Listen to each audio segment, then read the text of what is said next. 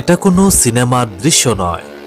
Motor বাইকের এই ভয়ঙ্কর স্টার দেখাচ্ছেন নীলফামারী জেলার সৈয়দপুরের এস এম রাশেদ। এই ঝুঁকিপূর্ণ ডেঞ্জার গেম সরাসরি দেখলে যে কারোরই বুকে কাঁপন ধরিয়ে দেবে। কিন্তু 18 বছর ধরে বেশ আনন্দের সাথেই মোটর বাইক ও প্রাইভেট কারের ঘা শিউরে ওঠা খেলা দেখিয়ে যাচ্ছেন রাশেদ। কখনো দু হাত ছেড়ে মোটরসাইকেল চালাচ্ছেন তিনি, কখনো হাত বাঁধা অবস্থায়, কখনো দু পা তুলে মোটরসাইকেল চালাচ্ছেন তিনি। জিজ্ঞাসা করেছিলাম, আপনি যে এভাবে মোটরসাইকেল চালান ভয়ঙ্কর মৃত্যুকূপে, আপনার কি ভয় করে না? এমন প্রশ্নের জবাবে তিনি বলেন, চর্চা তো অনেক বছরের চর্চা, যান্ত্রিক আপনারা নিশ্চয় শুনেছেন কি বললেন, অর্থাৎ অনেক দিনের চর্চা ওনার, তাই যান্ত্রিক কোনো সমস্যা না হলে তেমন কোনো সমস্যা হয় না।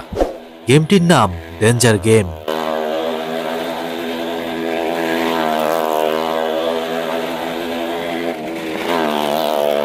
রাশেদের দাদা 1962 সালে এই খেলাকে পেশা হিসেবে বেছে নেন।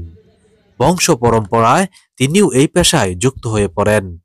রাশেদ দেশ ও দেশের বাহিরে বিভিন্ন মেলা ও বড় আয়োজনে খেলা দেখিয়ে থাকেন। শুরুটা শখের বশে হলেও এখন তিনি পুরো দস্তুর ডেঞ্জার গেমের একজন পাকাপোক্ত খেলোয়াড়।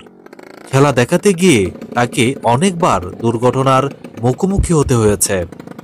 তিনি বলেন, বাংলাদেশে ডেঞ্জার গেমের সঠিক কোনো প্রশিক্ষণ কেন্দ্র নেই, নেই কোনো সরকারি পৃষ্ঠপোষকতা।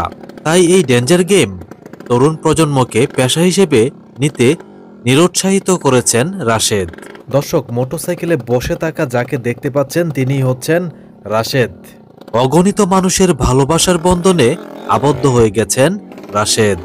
তাই নিজের জীবনের ঝুঁকি নিয়ে এভাবেই মানুষকে আনন্দ দিয়ে যেতে চান।